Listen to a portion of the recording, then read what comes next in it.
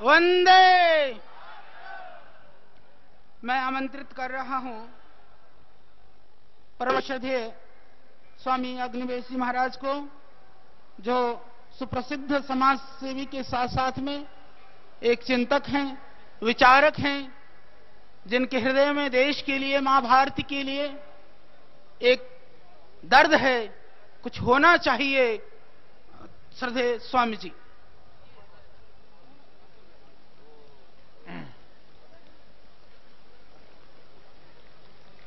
आज महर्षि दयानंद का जन्मदिन और शहीद चंद्रशेखर आजाद का बलिदान दिवस। आइए हम सब मुट्ठी बंद करके नारा लगाएं, महर्षि दयानंद अमर रहें। महर्षि दयानंद, महर्षि दयानंद, महर्षि दयानंद। शहीद चंद्रशेखर आजाद अमर, शहीद चंद्रशेखर आजाद। सारे देश के उन शहीदों को याद करते हैं हम आज, सारे देश के उन महापुरुषों को याद करते हैं हम आज, और एक संकल्प जगाते अपने दिलों के अंदर कि एक नया भारत, भ्रष्टाचार मुक्त भारत बनाने के लिए हम अपने जीवन की बड़ी से बड़ी आहुति देने के लिए तैयार हैं। स्वामी रामदेव जी ने जो अलख जगाई है, आज उनकी आवाज के साथ आवाज मिलाने के लिए, कदम से कदम मिलाने के लिए लाखों लाखों लोग अपने खर्चे पर अपना समय निकाल करके इस रामलीला मैदान में इकट्ठे हुए हैं और यहां से पार्लियामेंट की तरफ भी कूच करने के लिए तैयार हैं।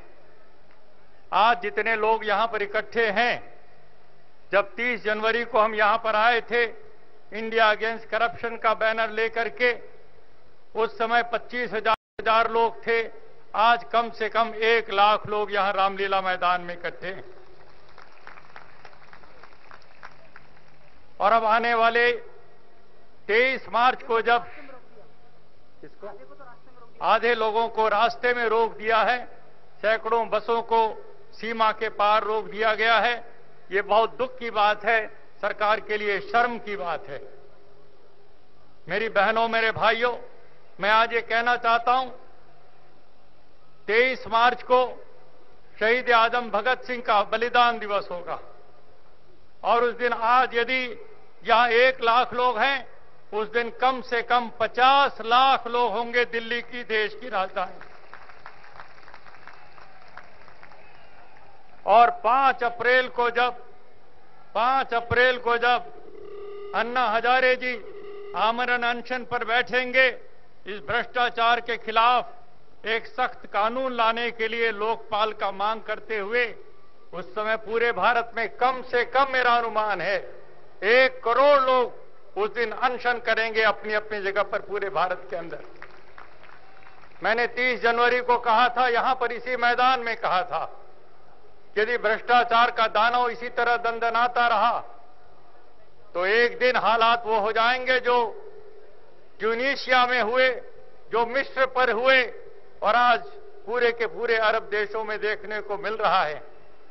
आज मैं देख रहा हूं मेरे सामने जितने लोग इकट्ठे हुए हैं, मैं चुनौती दे के कहना चाहता हूं भारत के प्रधानमंत्री से, प्रधानमंत्री जी, इससे बड़ी कोई कुर्सी नहीं होती, इससे बड़ा सम्मान कुछ नहीं होता जिस पर आप बैठे हैं पिछले 8 वर्षों से। यदि आपको लगता है कि इनकी आवाज में कोई दम नहीं है, मैं आपको चैलेंज करके कहता हूं, आप आइए रामलीला मैदान में, अपनी ताकत दिखा करके बताइए आपके साथ कितने लोग खड़े हैं।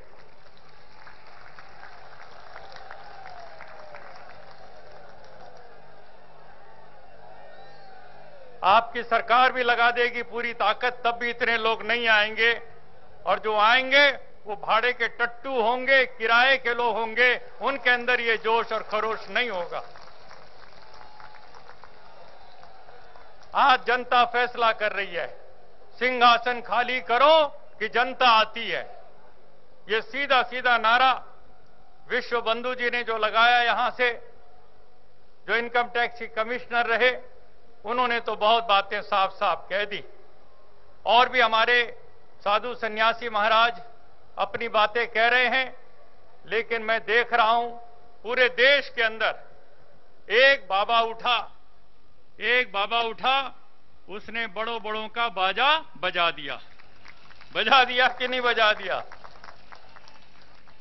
और एक बाजा अभी 3 दिन पहले बहुत जोर जोर से बोल रहा था, बाबा रामदेव के खिलाफ बोल रहा था, वो बाजा बज रहा था।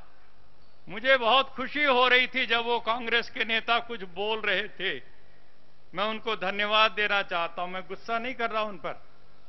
उस कांग्रेस के नेता को मैं धन्यवाद देना चाहता हूं। तुमने कुछ तो अपनी जली भुनी बातें कही, जो तुम्हारे दिल के अंदर था गुबार तुमने निकाला। लेकिन आज पूछा जा रहा है उस कांग्रेस के नेता से, क्या तुम अपनी पूरी पार्टी की तरफ से ये बोल रहे हो या तुम अपनी व्यक्तिगत हैसियत से बोल रहे हो? उस बात का जवाब पार्टी दे। पार्टी के नेता साफ साफ बोलें कि क्या वो पार्टी की तरफ से बोल रहे हैं या वो व्यक्तिगत रूप से अपनी तरफ से बोल रहे हैं।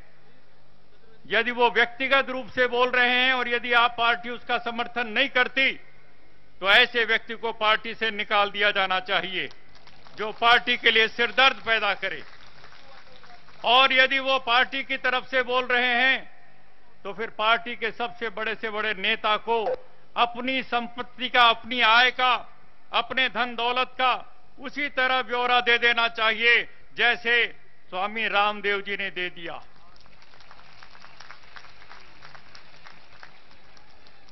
यदि ये फैसला नहीं होता आने वाले कुछ चंद दिनों के अंदर, तो चेहरे साफ हो जाएंगे, बेनकाब ये नकाब उतर जाएगा।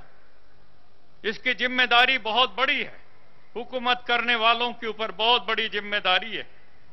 मैं व्यक्तिगत रूप से किसी को कोई छेड़ना नहीं चाहता, लेकिन पिछले दिनों से जब से ये आंदोलन काले धन के सवाल पर उठा, जब से विदेशी बैंकों में जमा पैसे के ऊपर सवाल उठे हैं, तिलमिला रही है सरकार। प्रणब मुखर्जी जी को मैं पूछना चाहता हूं, आपने किस हैसियत से अभी पिछले दिनों संधि की है आपने स्विट्जरलैंड के साथ। स्विट्जरलैंड के साथ आपने एक नई संधि की है और उसमें आपने कहा है 2011 के अप्रैल के बाद के जो भ्रष्टाचार के कांड होंगे उनका पैसा तुम्हारे पास होगा, उसको तुम बता देना, लेकिन पीछे वाले अभी तक के भ्रष्टाचार के पैसों को तुम्हें बताने की जरूरत नहीं है। मैं पूरी जिम्मेदारी से ये बात कह रहा हूं, यदि इसमें सच्चाई है तो प्रणब मुखर्जी जी, तुमने देश के साथ गद्दारी की है। देश पीछे का हिसाब मांग रहा है। इतने सालों से देश की आजादी के बाद जो लूट का धन विदेशों में पड़ा है, उसका हिसाब मांगने के लिए देश आ रहा है सामने, और उसको छिपा करके तुम नई संधि करके कहना चाहते हो आगे का बता देना, पीछे की बताने की जरूरत नहीं है। यदि तुमने सचमुच में ऐसी संधि की है तो जनता की मांग है, प्रणब मुखर्जी तुम्हें इस्तीफा देकर के नीचे उतर जाना चाहिए। तुम्हें वित्त मंत्री की कुर्सी पर बैठकर ऐसे गलत संधियां करने का कोई अधिकार नहीं। तुमने किस हैसियत से, चाहे चिदंबरम हो चाहे प्रणब मुखर्जी हो, तुमने दुनिया में सबसे ज्यादा काला धन रखने वाले यूबीएस बैंक को भारत के अंदर बैंकिंग करने की तुमने कैसे आजादी दे दी? तुम्हें तो चाहिए था कि तुम यूबीएस जो बैंक है स्विट्जरलैंड का, उसकी गर्दन मरोड़ते और उसने जो हमारा काला धन रखा हुआ है उसको वापस लाते।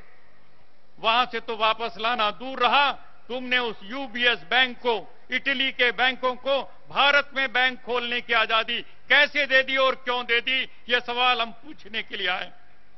तुमने और तुम्हारी सरकार ने इटली के और दूसरे दुनिया भर के काले धन के व्यापारियों को भारत में अपना काला धन भेजने के लिए मॉरिशस का रूट कैसे दे दिया? मॉरिशस के रास्ते से आ जाओ, डबल टैक्स एवॉइडेशन एग्रीमेंट करके मॉरिशस के साथ बैठी हुई भारत सरकार। मैं पूछना चाहता हूं, आज मांग की जा रही है बाबा रामदेव जी के भारत स्वाभिमान मंच के माध्यम से, पूरे भारत का बच्चा बच्चा ये मांग कर रहा है, इस प्रकार की मॉरिशस के साथ की गई संधि को आज जला करके खाक कर दो। हमें ऐसी संधियां नहीं चाहिए। हम ये मांग करना चाहते हैं कि देश के साथ जिन लोगों ने गद्दारी की है उनको जेलों में नहीं डाला गया। यूनाइटेड नेशंस ने सन 2003 में बाकायदे सारी दुनिया के देशों से कहा जिनको भी काला धन चाहिए वो आगे आए, हम एक कन्वेंशन बनाते हैं, एक संधि बनाते हैं, इस पर तुम दस्तखत करो और उसका अनुमोदन करो, तुम्हें कानूनी अधिकार होगा अपना काला धन वापस लाने की। यूनाइटेड नेशंस के उस एंटी करप्शन कन्वेंशन पर 126 देशों ने दस्तखत भी किए और अनुमोदन भी किया। अनुमोदन करने के बाद ही हमारे देशों को अधिकार मिलता है।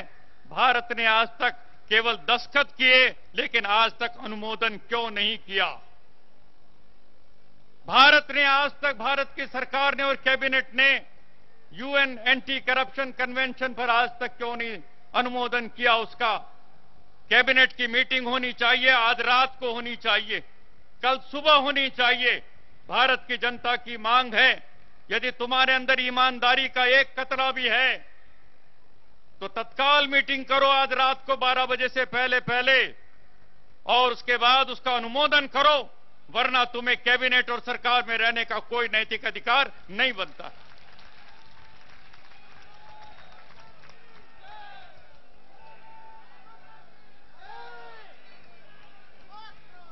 कांग्रेसी नेता जल रहे हैं, भुन रहे हैं, तिल मिला रहे हैं, कोई बात नहीं है। वो दुश्मनी से देखते हैं, वो दुश्मनी से देखते हैं, देखते तो हैं। वो दुश्मनी से देखते हैं, देखते तो हैं। हम खुश रहें कि हम हैं किसी की निगाह में। कम से कम उन्होंने ताकत को समझा तो है। ताकत को नहीं समझते तो इतना चिल्लपो नहीं करते वो। लेकिन मैं आज उनको कहना चाहता हूं, तुम जल रहे हो, खूब जलो। नेता लोगों, तुम्हारे भ्रष्टाचार की कलई खुलने जा रही है, लेकिन हम भी कहना चाहते हैं, किस्मत हमारे साथ है, जलने वाले जला करें। बोलो सब लोग, किस्मत हमारे साथ है, ईश्वर हमारे साथ है, और ये सारे नेता हमारे साथ हैं।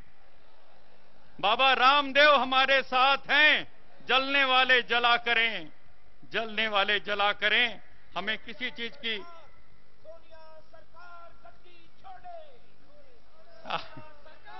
गद्दी छोड़े।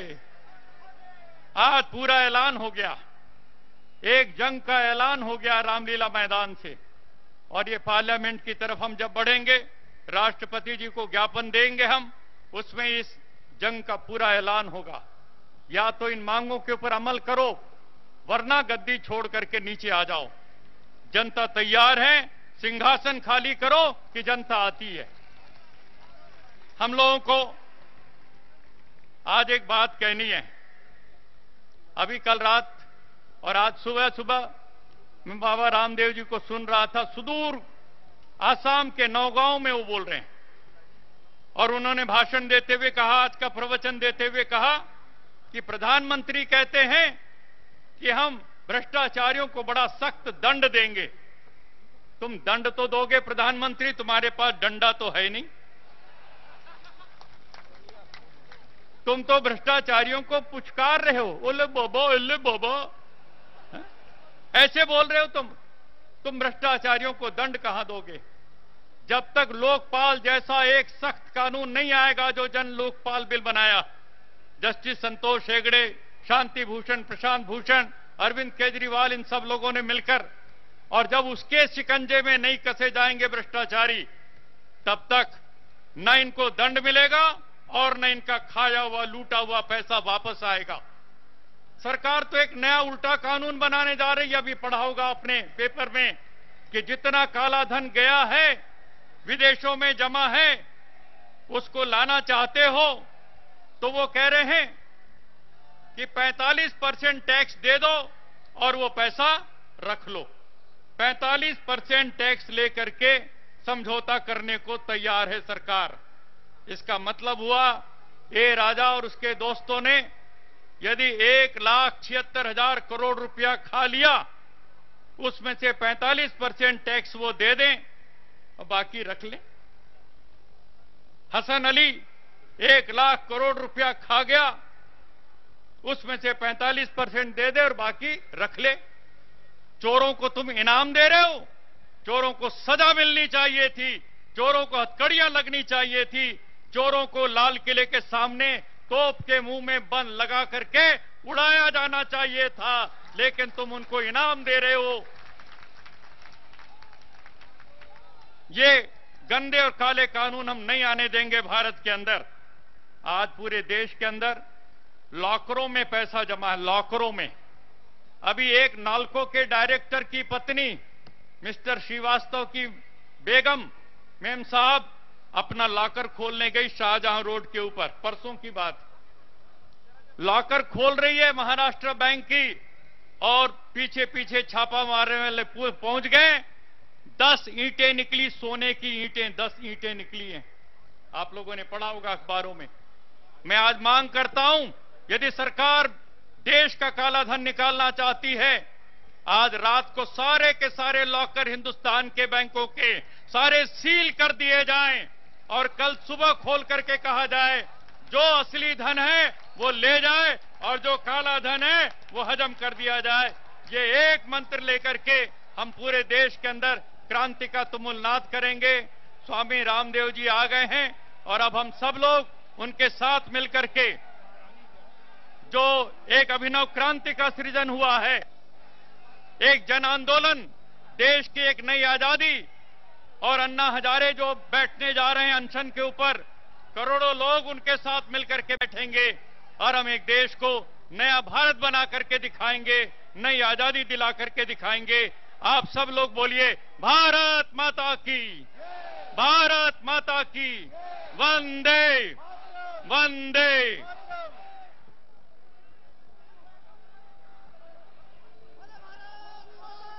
जय बोलो भारत माता की जय हो। भारत